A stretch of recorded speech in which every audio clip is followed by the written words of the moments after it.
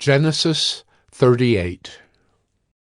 It happened at that time that Judah went down from his brothers and turned aside to a certain Adullamite, whose name was Hira.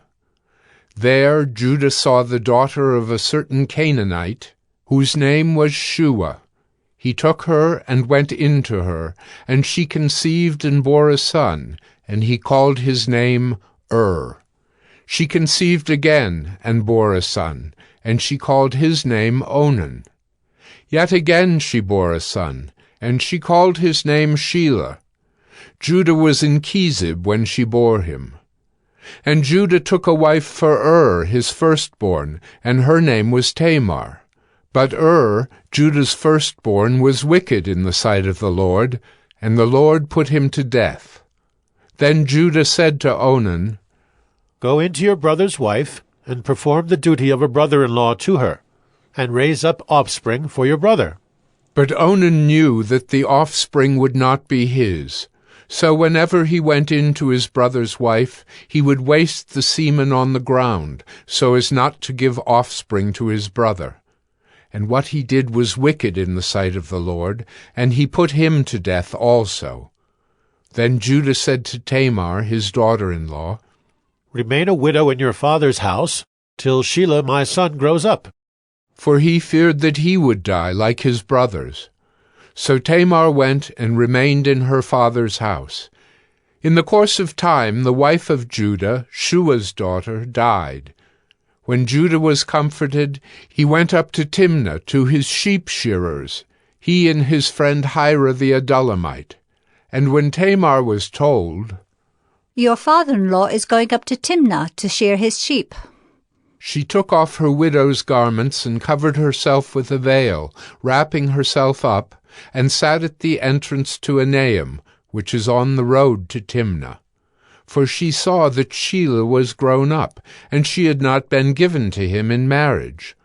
When Judah saw her, he thought she was a prostitute, for she had covered her face. He turned to her at the roadside and said, "Come, let me come in to you." For he did not know that she was his daughter-in-law. She said, "What will you give me that you may come in to me?" He answered, "I will send you a young goat from the flock." And she said, "If you give me a pledge until you send it." He said, "What pledge shall I give you?" She replied, "Your signet and your cord and your staff that is in your hand." So he gave them to her and went in to her, and she conceived by him. Then she arose and went away, and taking off her veil, she put on the garments of her widowhood. When Judah sent the young goat by his friend the Adullamite to take back the pledge from the woman's hand, he did not find her. And he asked the men of the place, "Where is the cult prostitute who was at Enaim at the roadside?" And they said, "No cult prostitute has been here." So he returned to Judah and said, "I have not found her. Also the men of the place said, 'No cult prostitute has been here.'"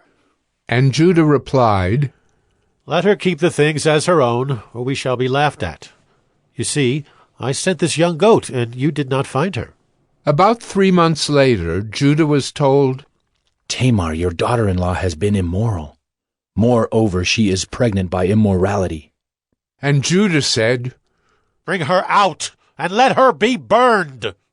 As she was being brought out, she sent word to her father-in-law. "By the man to whom these belong, I am pregnant." And she said, "Please, identify whose these are, the signet and the cord and the staff." Then Judah identified them and said, "She is more righteous than I, since I did not give her to my son Shelah." And he did not know her again. When the time of her labor came, there were twins in her womb.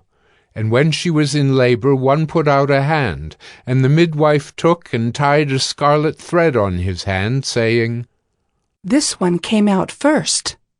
But as he drew back his hand, behold, his brother came out, and she said, "What a breach you have made for yourself." Therefore his name was called Perez. Afterward His brother came out with the scarlet thread on his hand, and his name was called Zerah.